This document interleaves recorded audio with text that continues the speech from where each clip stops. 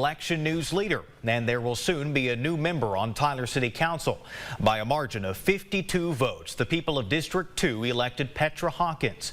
Parts of downtown, West Tyler, the Cascades, and the airport area make up the district, seen in blue on your screen. KLTV7's Michael Richardson spoke with Hawkins about her plans for the district and also has reaction tonight from her opponent.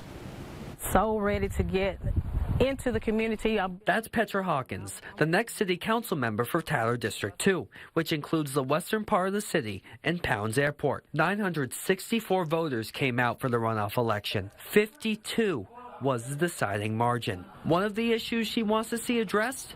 Traffic. Hawkins is supportive of the widening of the old Jacksonville Highway and wants to do more to alleviate congestion. Traffic is horrific on the Loop and Broadway, and Tyler is progressively growing, so we definitely are going to have to do something. Hawkins also explained what she hears residents want in District 2. We want more sit-down restaurants. We don't want to just have banks and car lots and fast food restaurants.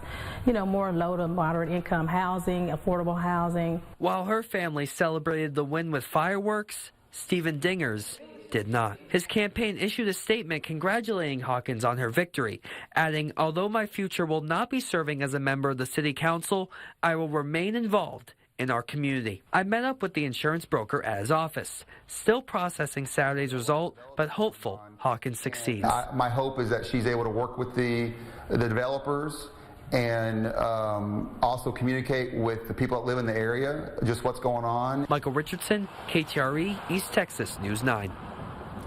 And Hawkins will be sworn in a week from Wednesday.